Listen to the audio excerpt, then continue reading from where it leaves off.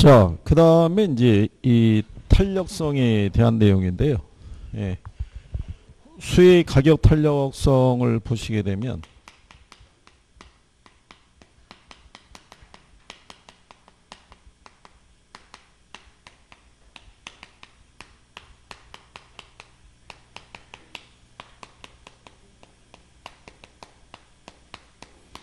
물론 이제 요거는 절대값으로 우리가 표시한다고 그랬고요. 일단 탄력성의 크기를 우리가 알아야 되는데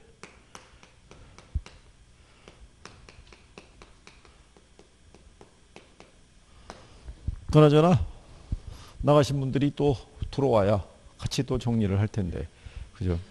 아니 근데 이게 올라오실 때 그냥 커피를 뽑아서 오시는 게 훨씬 낫지 않을까요? 아, 안 먹으려고? 오늘은 안 먹으려고 그랬는데 그쵸 그냥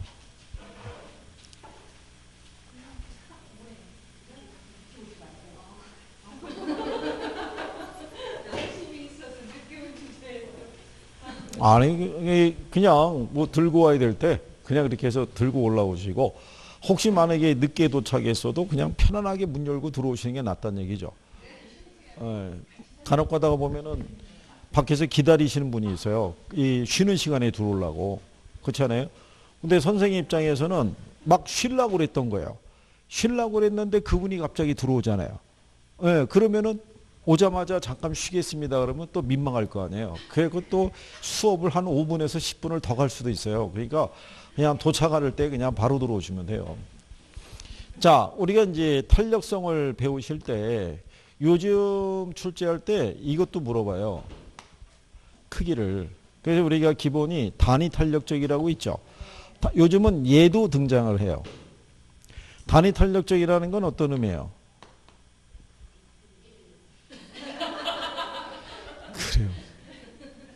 선생님 울컥할 만하죠. 그죠? 단위 탄력적 그러니까 1을 되잖아요. 그죠? 아, 부호는 1이죠. 1. 부호는.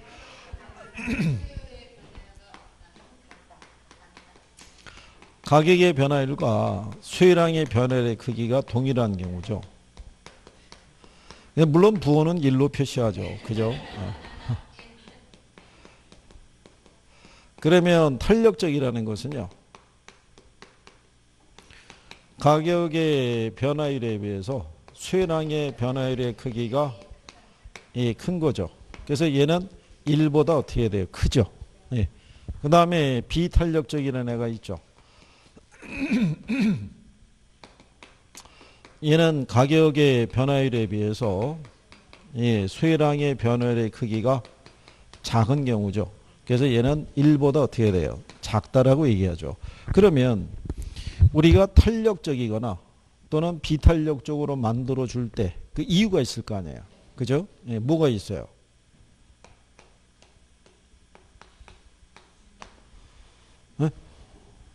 이번에는 1도 안 나오나요? 그래도 얘는 할 때 1이라고도 얘기해 주고 난 다음에 유인을 얘기하니까는 이건 반응이 없잖아요. 이거예요. 대체제가 많으면 탄력적. 대체제가 적으면. 그렇죠? 또 대보세요. 뭐 있어요?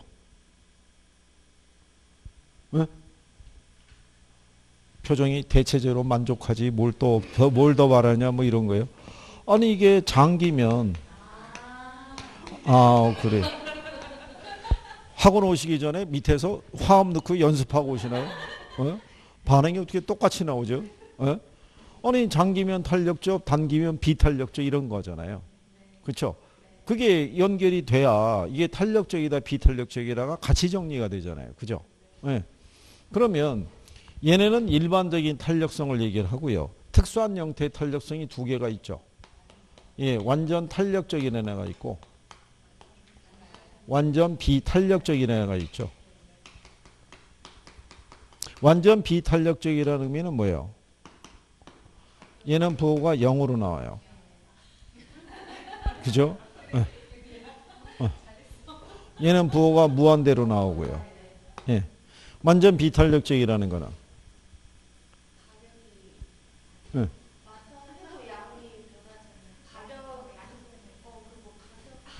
그거예요. 가격이 변할 때 양이 전혀 변하지 않는 애를, 그쵸? 완전 비탄력. 그럼 완전 탄력적이냐?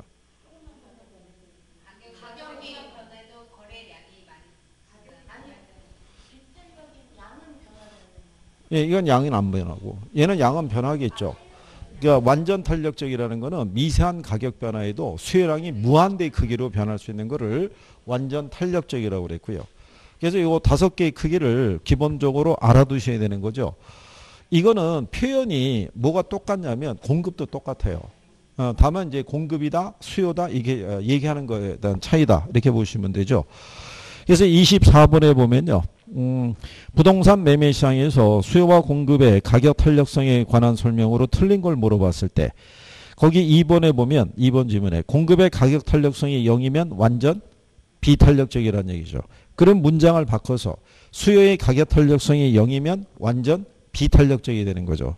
똑같은 경우겠죠.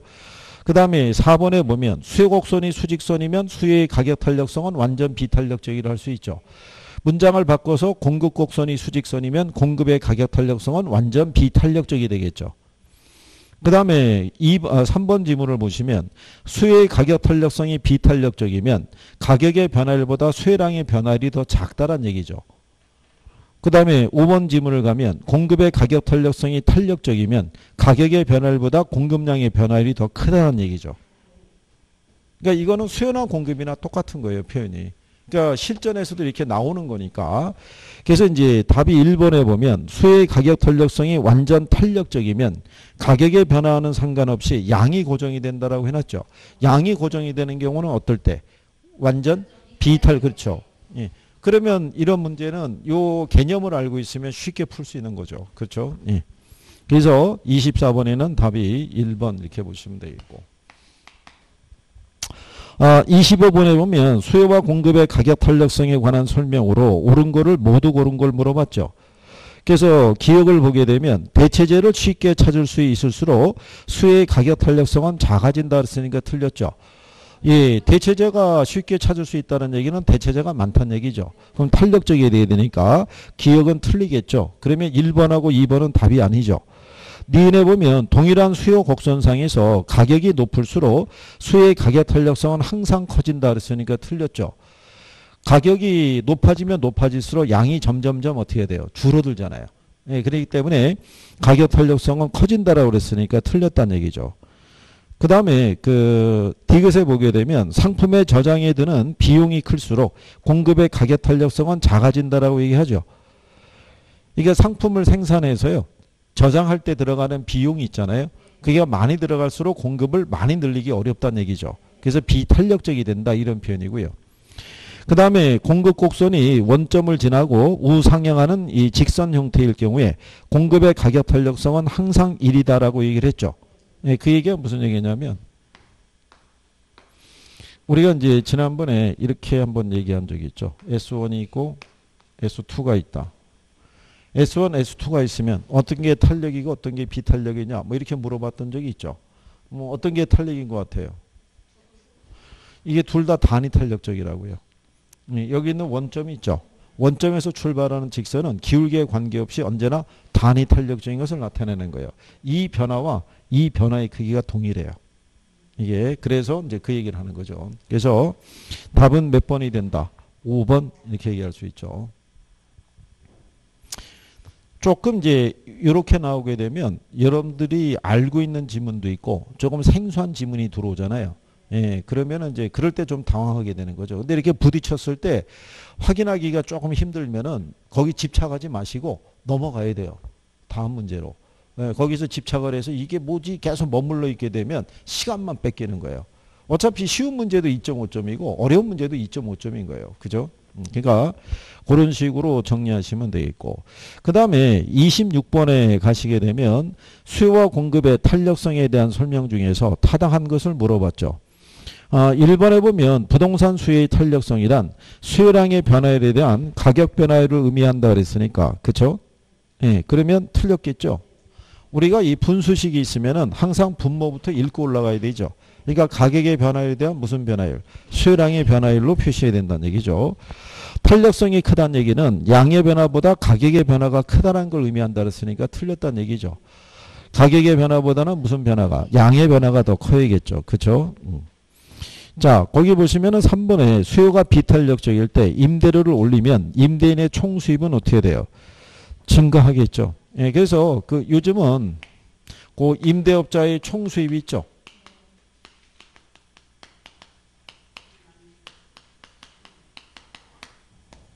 자, 만약에 임대료를 뭐 할 때요? 인상을 할 때 탄력적이 있고요.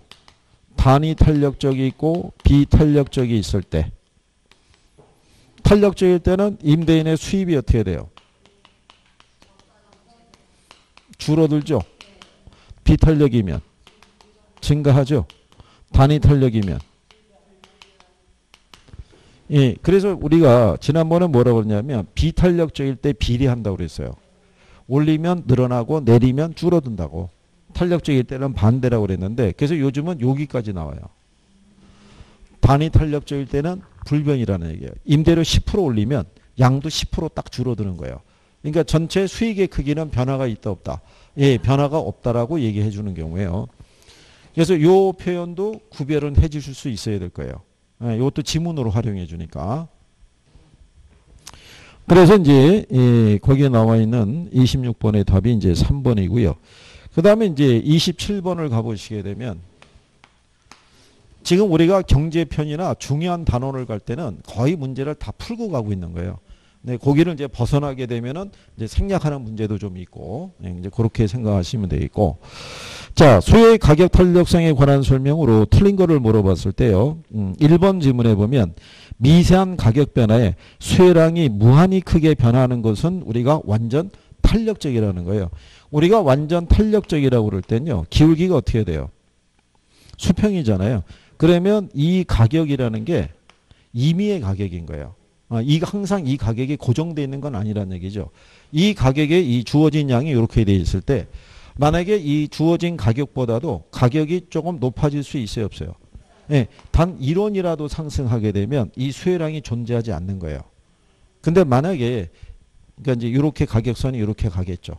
올라가게 되면. 근데 반대로 이 가격이 99원으로 1원이라도 떨어지죠. 그러면 이 수요량이 무한대의 크기로 늘어날 수 있다는 거예요. 이게 그걸 우리가 뭐라고 그런다? 완전 탄력적이라는 거예요. 그러니까 약간의 가격 변화에도 양이 어떻게 돼요? 무한히 크게 변한다는 얘기야. 0이 되거나 무한대로 늘어나거나. 원래 무한대라는 게 지극히 0에 가까워지는 수를 무한대라고도 얘기를 해요. 그래서 그런 표현이라고 보시면 되겠고요. 그 다음에 대체재의 존재 여부는 수요의 가격 탄력성을 결정하는 중요한 요인 중에 하나라고 할 수 있죠. 예, 그래서 이제 그런 내용이죠. 그리고 5번에 보면 수요의 가격 탄력성이 비탄력적이라는 것은 가격의 변화율에 비해 수요량의 변화율이 작다는 것을 의미하죠. 예, 그래서 3번에 보면 일반적으로 부동산 수요에 대한 관찰 기간이 길어질수록 수요의 가격 탄력성은 작아진다. 그러니까 틀린 거죠. 커지는 거죠. 그래서 여러분들이 이런 얘기죠. 만약에 유가가 인상이 됐잖아요. 그렇죠? 그래서 주유비에 대한 부담이 어떻게 돼요? 커졌을 거 아니에요. 네, 그러면 이 부분에 대한 부담을 단기에는 여기에서 나타난 소비자들의 반응이 잘 거의 없어요. 네, 근데 시간이 지나면 어떻게 돼요? 반응이 크게 나타나죠. 이제 차를 두고 다니는 횟수가 점점 많아지는 경우죠. 그래서 관찰 기간이 짧으면 어떻다는 얘기예요? 비탄력적. 길어지면 예, 탄력적이라고.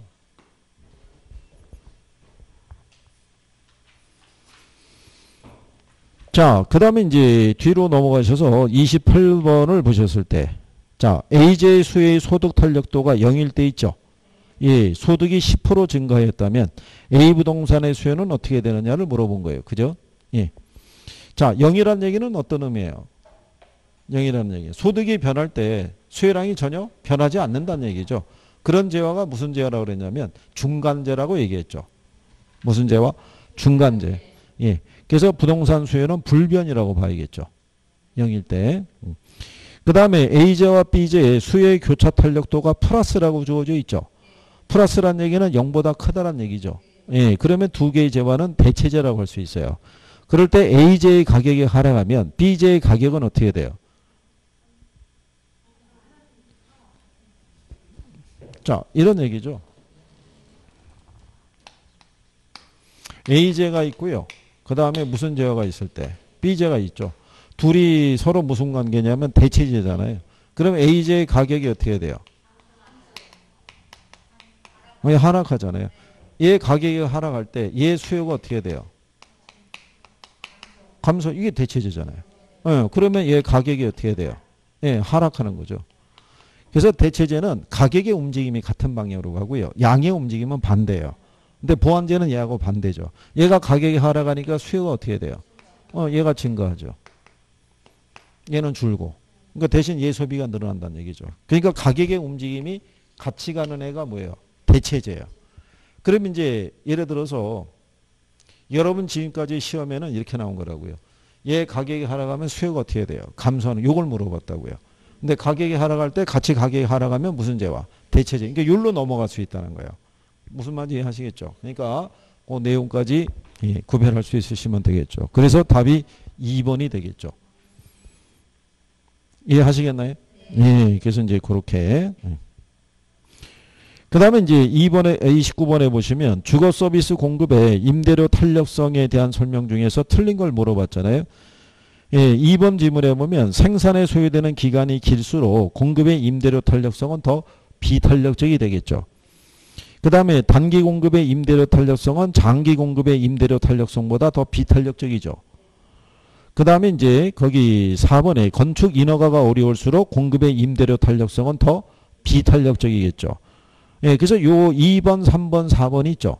이게 공급 측면에서 잘 물어보는 거예요. 그게 공급의 탄력성에 크게 영향을 주는 요인 중에서. 그래서 4번에 나오는 건축 인허가 있죠. 예, 그걸 이제 규제라고 보시면 돼요. 규제. 이제 그렇게 바꿔서도 줄 수 있더라. 그리고 이제 생산량을 늘릴 때 생산 요소 가격이 상승하죠. 아까 그거랑 똑같아요. 상품의 저장 비용이 많이 들어가는 재화일수록 공급은 비탄력적이 된다고 그랬죠. 네, 그런 논리랑 같은 거라고 생각하시면 되겠고. 그래서 답이 1번에 용도 전환이 용이할수록 공급의 임대료 탄력성은 탄력적이라 할 수 있죠. 그래서 이제 29번에는 답이 1번 이렇게 보시면 되겠고요. 그 다음에 이제 30번에 대한 내용을 보셨을 때 아까 요쯤에다가 그 요령을 알려드렸었는데 만약에 완전 비탄력적이라고 나오죠. 그러면 뭐를 먼저 보라고 그랬어요? 그렇죠. 균형량을. 근데 완전 탄력적이라고 나오면 균형, 가격을 먼저 살펴야 돼요. 이게 실전에서도 이런 형태로 인용이 됐었는데 먼저 5번 지문을 보시면 완전 비탄력적이라고 그랬죠. 근데 양이 준다고 그러잖아요. 그럼 걔는 틀린 거죠. 그 다음에 4번도 완전 비탄력적인데 양이 증가한다고 그러죠. 그러면 얘는 틀린 거죠. 그렇죠? 예. 그 다음에 거기 이 4번에 보게 되면 3번에 보면은 완전 비탄력적이죠. 근데 양은 변하지 않는다고 그러잖아요. 근데 수요가 증가하면 가격은 상승해야 되는데 하락한다고 그러니까 틀린 거예요. 그 다음에 1번을 갔더니 완전 탄력적이라고 그러죠. 완전 탄력적인데 가격이 상승한다고 그러니까 틀린 거죠. 그래서 2번을 갔더니 완전 탄력적일 때 수요가 증가하면 가격은 변하지 않고 양만 늘어난다 그래서 걔가 답이 되는 거예요. 근데 출제자들이 이게 같은 요건으로 이렇게 쭉 배열해 주잖아요. 답은 1번 아니면 2번에다 줘요. 이걸 왜냐하면 5번까지 풀고 내려올 때 시간이 많이 걸려요. 그래서 그런 내용으로 혹시 지문이 구성이 되어 있다면 그때는 1번. 근데 지문이 좀 단순하게 나와 있잖아요. 그러면 이제 한눈에 들어올 때는 5번에다 답을 줄 때도 있어요. 간단한 거는. 1, 2, 3, 4번 풀고 5번에서 답을 찾아라. 근데 공부가 충실히 된 분들은 단문으로 나온 애들은 5개의 지문이 한눈에 확 들어와요. 답을 바로 찾을 수 있어요. 그러면 여러분들의 입장에서는 납득이 안 가는 상황이죠. 그런데 한 분야에서 그 오랜 그 경험이 있으신 분들은 왜 그 원단 같은 거 취급하는 분들 있잖아요. 그분들은 원단 이렇게 손가락 손으로 만져만 봐도 재질이 뭐고 몇 그램짜리 이걸 다 알아요. 그렇지 않겠어요? 네, 그러니까 예전에 보면은 왜 우리가 지금이야 잘 안 쓰게 되지만은 옛날에는 왜 우리가 그 레코드 판이라고 그러죠. 예, 그렇게 하게 되면은 거기에 홈이 있잖아요. 그 카트리지를 거기다 올려놔야 되거든요. 근데 이거를 많이 올려보면은 거기 홈에 폭 들어가는 느낌을 이 손끝에서 느낀대요.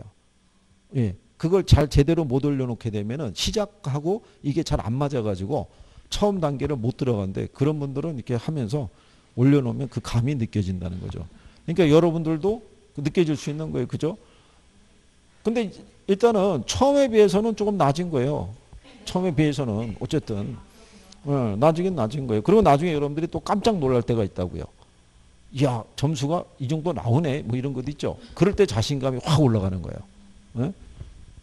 기대해 봐야겠죠.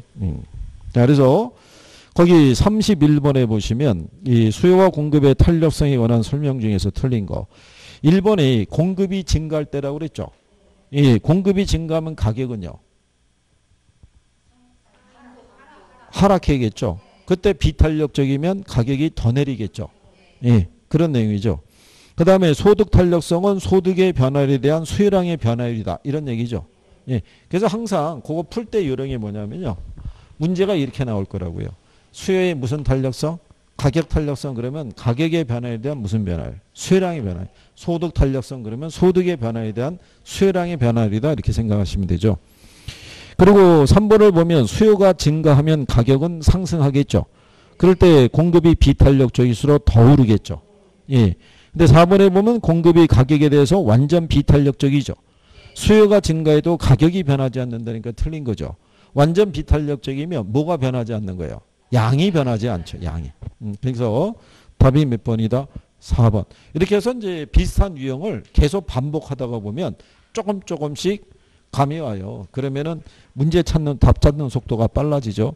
여러분들이 32번에 가보시게 되면 부동산에 관한 수요와 공급에 이 관한 설명으로 틀린 걸 물어봤죠. 몇 회요? 30회. 예. 거기 보시면 1번에 수요의 가격 탄력성이 완전 탄력적일 때 수요가 증가할 경우에 균형 가격은 변하지 않는다고 그랬죠. 예. 이게 답이었어요. 예. 그러면 이게 뭐가 잘못된 거냐면 수요의 가격 탄력성이 완전 탄력적이 아니라 공급의 가격 탄력성이 완전 탄력적일 때 수요가 증가할 때 가격은 변하지 않는다. 이런 얘기죠. 그렇지 않겠어요? 문장의 표현이죠. 수요가 완전 탄력적일 때 수요가 증가하면 말이 안 되잖아요. 그러니까 출제자는 그것만 바꿔버린 거예요. 근데 학생분들은 항상 그 표현만 익숙했던 거예요. 완전 탄력적일 때 뭐는 변하지 않는다. 가격은 변하지 않는데 이게 수요나 공급은 따질 겨를이 없이 예, 그래 놓고 1번에서 답을 못 찾으니까 2번, 3번, 4번, 5번으로 가서 막 방황했을 거 아니에요. 그죠? 예, 답이 아닌 애를 멱살 잡고 네가 답이지 막 협박도 하고 막 이랬던 거죠. 그래가지고 심지어는 5번까지 가가지고 임대주택을 건축해서 공급하는 기간이 짧을 때 있죠. 그러니까 생산에 소요되는 기간이 짧아진 거잖아요. 그럼 공급의 가격 탄력성은 커지는 거죠. 건축공법이 발달해서 물건 하나, 주택 하나 짓는데 기간이 짧아지면 짧아질수록 탄력적이 될 거 아니겠어요? 그러고 난 다음에 4번 지문이 또 등장한 거예요. 임대주택의 수요의 가격 탄력성이 1일 때 있죠. 1일 때는 언제일 때요? 그렇죠. 단위 탄력적일 때는 임대료가 하락하더라도 전체 임대료 수입은 변하지 않는다라고 우리가 얘기한 거죠. 그리고 이제 3번에 보면 공급의 가격 탄력성이 수요의 가격 탄력성보다 작은 경우 있죠. 공급자가 수요자보다 세금 부담이 더 크다라고 그러죠. 요게 근래 한 2번 표현이 나온 거예요. 자, 우리가 조세를 부과하게 되면 수요자나 공급자 중에 누가 세금을 부담해야 되잖아요. 부담해야 될 때 탄력성이 작은 애가 더 많이 부담한다는 거예요. 탄력성이. 우리가 왜 탄소 비대라고 그랬었죠. 예, 그런 논리라는 거죠. 그리고 2번을 가게 되면 오피스텔에 대한 대체재가 줄어들죠. 예, 대체재가 적으면 수요는 비탄력적이 되죠. 답이 이제 1번 이렇게 준 거죠. 그러니까 약간은 복합적으로 준 거예요. 이 문제 자체가.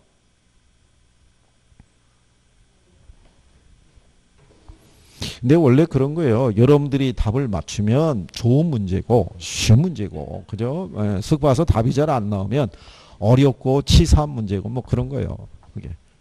근데 자꾸 하시면 일정한 난이도 수준은 넘어서지는 않아요.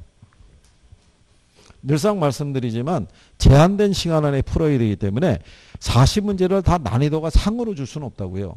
그러니까 상중하로 등급을 나눠서 준다고요. 그죠? 근데 이미 계산 문제가 몇 개가 나가요. 9개가 나가기 때문에 일반적으로 40문제 했었을 때 3대 4대 3이라고 생각해 보세요. 그러면 얘 몇 문제겠어요? 12문제. 그죠? 16문제, 12문제 이런 배열이잖아요.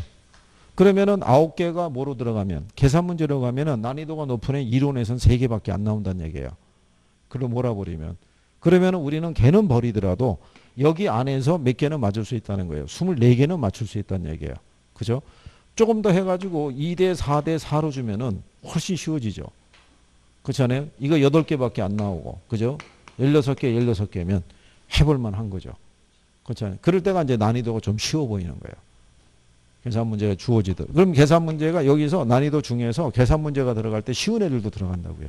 계산 문제가 다 어려운 애만 들어가는 건 아니에요. 그러니까 우리는 100점에 도전하는 건 아니잖아요. 100점은 이미 우리는 그죠? 통 크게 양보했잖아요. 그죠? 예. 그러니까는 가능하다 이런 얘기예요. 그러니까 해볼 만하다. 자, 33번에 보시면 최근 부동산 시장에서 소형 아파트 임대료가 10% 상승함에 따라 소형 아파트의 임대 수요량이 5% 감소한 반면에 오피스텔 임대 수요는 7% 증가했다고 되어 있죠. 이때 소형 아파트 수요의 가격 탄력성을 구하라 그러면 소형 아파트의 임대료가 몇 프로 상승했을 때? 예, 그때 수요량이 몇 프로가? 5%. 그럼 10분의 5니까 얼마겠어요? 0.5죠. 읽을 때는 밑에서 위로 올라가고 계산기 찍을 때는 반대로 찍으면 된다고 그랬죠. 그럼 0보다 0.5라는 얘기는 1보다 작잖아요. 그러니까 비탄력적이라 할 수 있죠. 근데 소형 아파트의 임대료가 상승할 때 오피스텔의 수요가 증가했잖아요.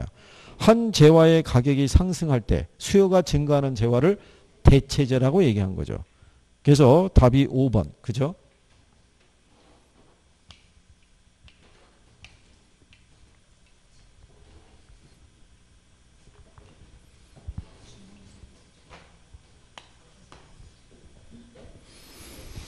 자, 그 다음에 이제 34번에 가시면은, 이제 요거는 이제 이런 얘기죠.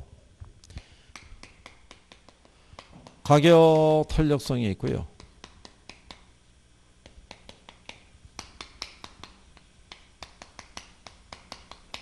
그 다음에 이제 소득 탄력성이 있고요.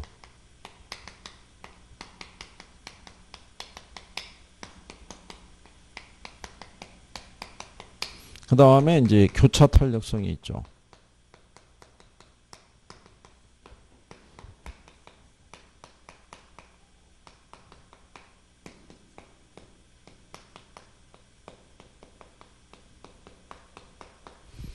자, 이렇게 주어져 있을 때 항상 분수식이잖아요.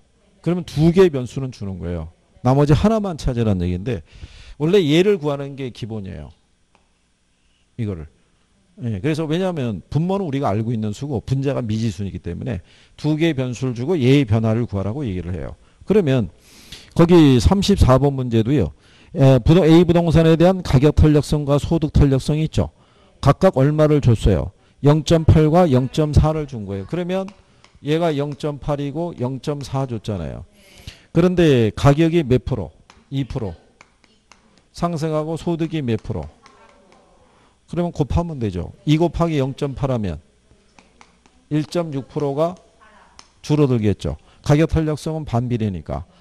소득이 증가할 때 0.4잖아요. 그죠? 예. 그러면은 4 곱하기 0.4 하면 어떻게 돼요?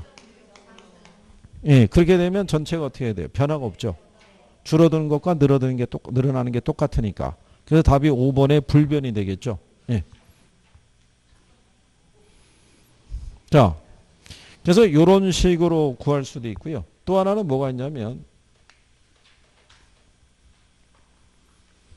네, 뒤로 넘어가시면은 35번에 아파트 공간에 대한 수요의 임대료 탄력성이 0.8이고요. 소득 탄력성은 얼마를 줬어요? 네, 0.5를 줬어요. 자, 그런데 아파트 임대료가 10% 상승하였음에도 아파트 수요량은 2%가 증가했다는 거죠. 그러면 소득은 얼마나 변했을까를 물어본 거죠. 그러면 얘가 몇 프로가? 10%가 상승했으면 얘는 이 크기만큼 수혜량이 줄어든다고요. 근데 전체적으로 2%가 늘었대요. 그러기 위해서는 여기서 소득이 10%가 늘어야 돼요. 얘가. 그래야지만 8을 빼면 2% 늘어나죠. 그럼 얘가 얼마나 변해야 되느냐. 그러면은 우리가 이랬죠. 얘 계산할 때만 곱해서 올라가고 나머지 계산은 다 나누기라고. 그럼 10을 0.5로 나누면 20% 나오죠. 그렇죠? 그래서 답이 몇 프로? 20%. 이렇게 얘기할 수 있죠. 그래서 답이 4번에 20% 증가. 이렇게 나왔겠죠. 그 다음에 이제 35번에 보시면, 36번에 보면 아파트의 가격 탄력도가 얼마예요? 0.5 주죠. 그러니까 조건을 다 변수를 보게 되면 기본적인 조건은 다 주죠. 예. 얘 0.5 주고요. 그 다음에 소득 탄력도는 1이래요. 그럴 때 아파트의 가격이 몇 프로? 예, 10% 상승하였음에도 그러면 10% 상승했다는 얘기는 얘가 5%가 줄었다는 얘기잖아요. 근데 소비가 종전과 똑같다는 얘기잖아요. 그럼 여기서 5%가 늘었다는 얘기잖아요. 그러면 얘가 1이니까 5가 되겠죠. 그죠? 예. 그러면 이제 36번에 아파트 소득은 얼마나 변했느냐? 5%가 증가했다. 뭐 이런 얘기죠. 탄력성의 계산이 일반적인 것만 나오면 어렵지는 않아요. 약간의 변화를 줬을 때만 좀 힘들고.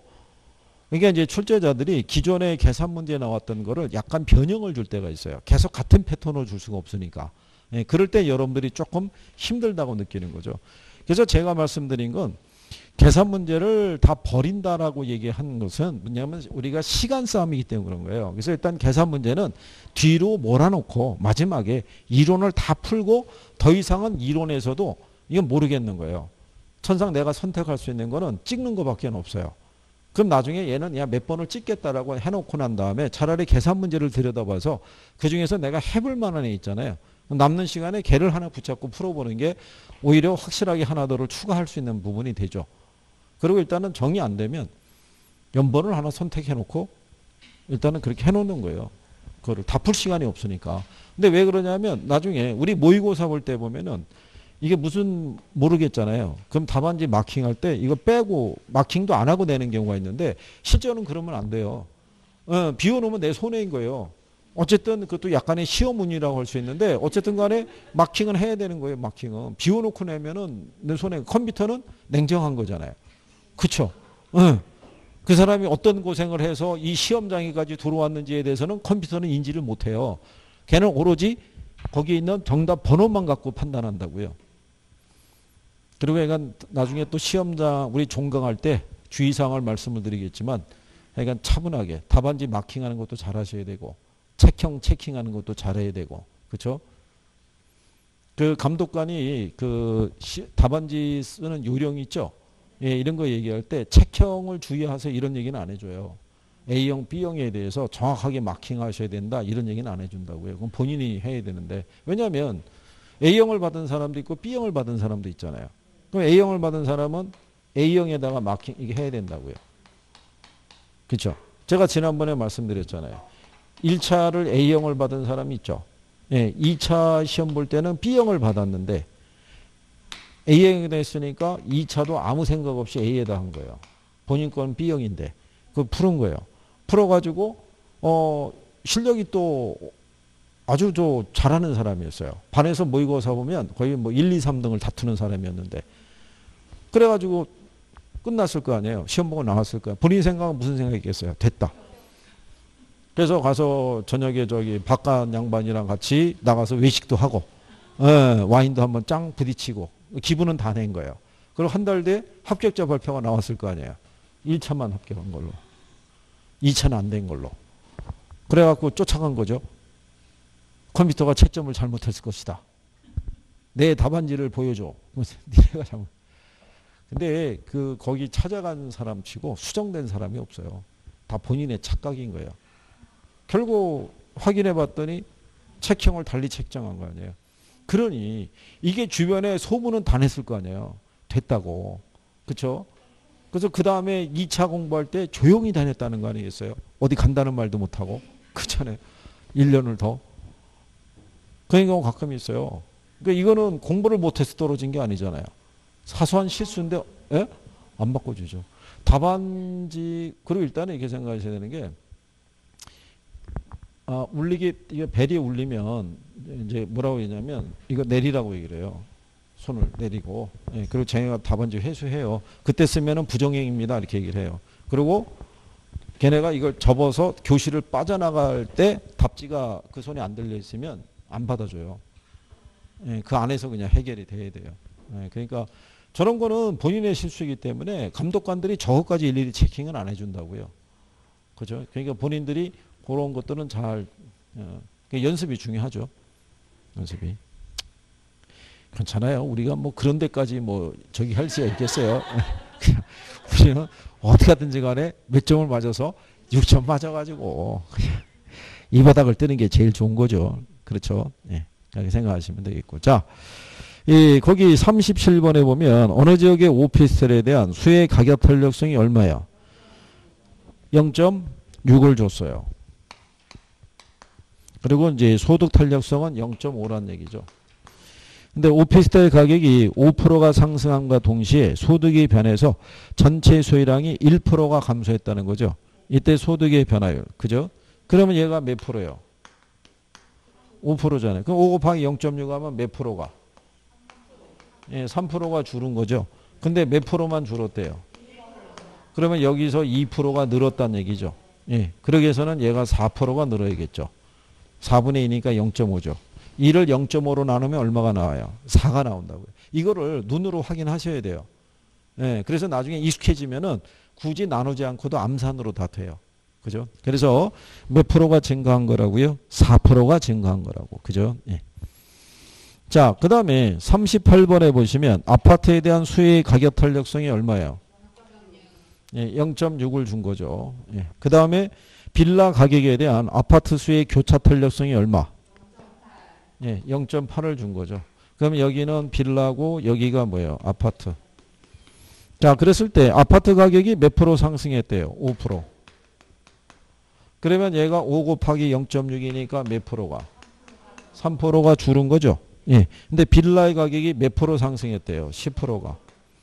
그러면 얘가 0.8이면 얘가 얼마? 8%가 늘어난 거죠. 그러면 전체의 변화는 얼마가 되겠어요? 5%가 늘어난 1번이 답이 되겠죠. 그렇죠? 간단하죠? 이렇게 주어지면. 그런데 이렇게 지문이 나오면은 당황한다고요. 이게 잘 안 되는 분은 뭐를 대입해야 되는지를 모르는 경우죠. 근데 이제 중요한 거는 선생이랑 이렇게 풀을 때는 돼요. 간단해. 왜? 선생은 대입하는 요령을 바로바로 얘기해 주니까 되게 단순해 보이거든요. 근데 본인이 하면은 그게 쉽지 않다는 거죠. 거기를 이제 조금만 넘어갈 수 있으시면. 자, 39번에 가시면 다음 아파트에 대한 다세대 주택의 수요의 교차 탄력성을 물어봤죠. 거기에 보시면 문제가 물어본 게 뭐를 물어봤냐면 교차 탄력성을 물어본 거예요. 얘를. 근데 거기에 보시면 가구 소득이 몇 프로 상승하고요. 예. 그죠? 예. 그랬을 때 아파트 가격은 몇 프로가? 얘가 이렇게 상승했다는 거예요.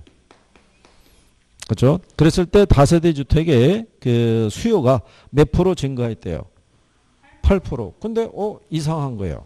거기 보면 소득 탄력성이 0.6이래요.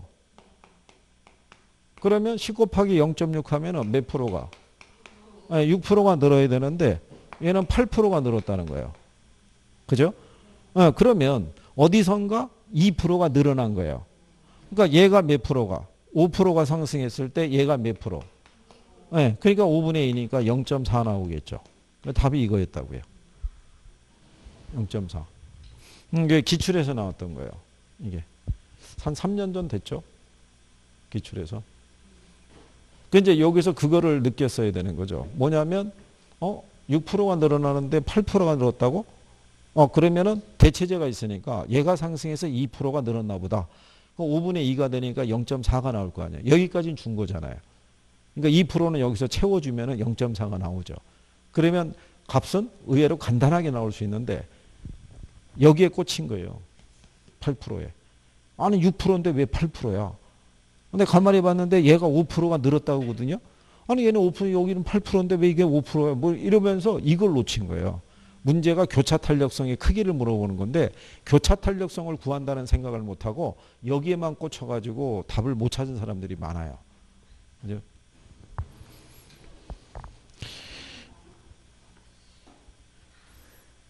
아니 근데 생각해 보시면 문제가 다 이런 형식으로 나오지는 않는다는 거죠. 간단한 것도 있어요, 없어요? 아, 찍긴 찍었어요? 아, 40번이요? 아, 거기 보시면 이런 얘기잖아요. 어떤 지역에 대한 아파트에 대한 수의 가격 탄력성이 얼마래요?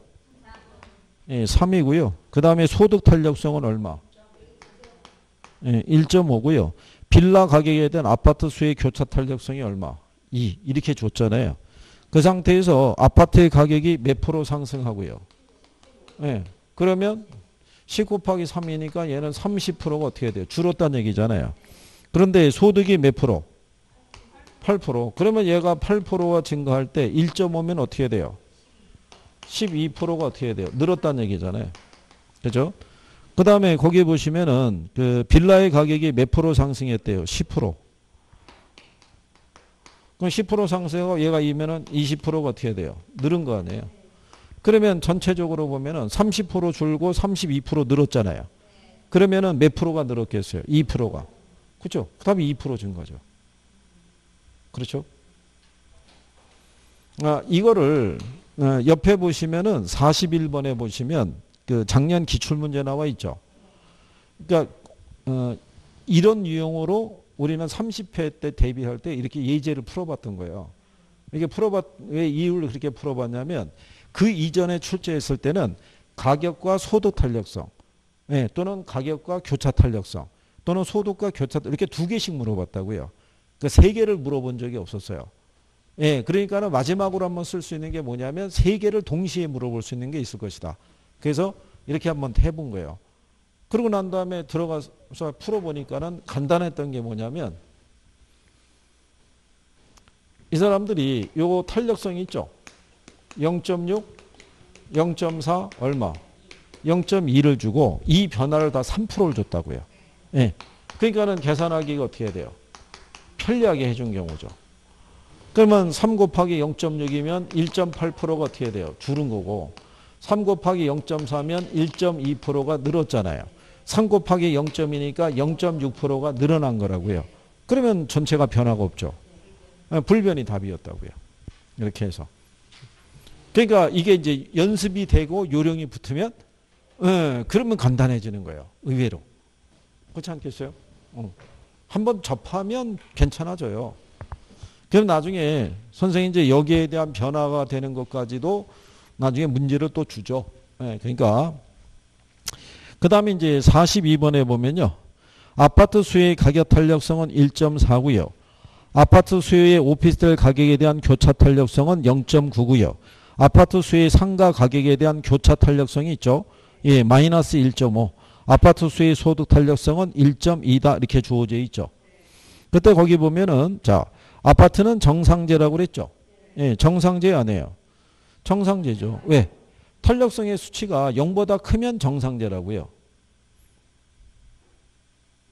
그 다음에 아파트는 상가고 대체제라고 그랬죠. 그렇죠?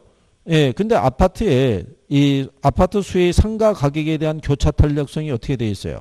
마이너스 1.5잖아요. 마이너스면은 보완제죠. 그러니까는 니은은 틀렸다는 얘기죠. 그렇죠? 그 다음에 아파트는 오피스텔과 보완제라고 그랬잖아요. 아파트 수의 오피스텔 가격에 대한 교차 탄력성이 0.9잖아요. 0.9면 어떻게 돼요? 대체제죠. 보완제가 0보다 크면 대체제, 0보다 작으면 보완제니까. 그래서 리을에 보면은 다른 조건이 불변일 때 아파트 가격이 상승하면 아파트 공급자의 총 수입은 감소한다고 그랬죠. 예, 그게 맞는 표현이라는 게 아파트 수의 가격 탄력성이 1.4잖아요. 예, 1.4라는 얘기는 탄력적이잖아요. 탄력적일 때는 임대를 올리면 수입이 줄어들죠. 그렇죠? 그러니까 아마 이런 형태의 이제 그 다음에 나올 수 있는 거는 이런 형태의 약간의 변화일 거라는 거예요. 지금은 교차 탄력성이 두 개나 들어가 있죠. 예, 그러니까 확인하기가 좀 힘들 거 아니에요. 그러면 틀림없이 이렇게 줄 거라고요. 가격 탄력성 하나, 소득 탄력성 하나, 교차 탄력성 세 개를 주고 예, 그렇게 주면은 조금 더 간결해지겠죠. 예, 이런 식으로 우리가 또 한번 대비를 해본 거예요. 계산을 나오는 게 아니라 이렇게 이론으로 물어볼 수가 있잖아요. 그죠? 힘드신 거예요? 예, 그럼 쉬어야죠. 그죠? 예, 쉬었다가 예, 경기 변동서부터 하죠.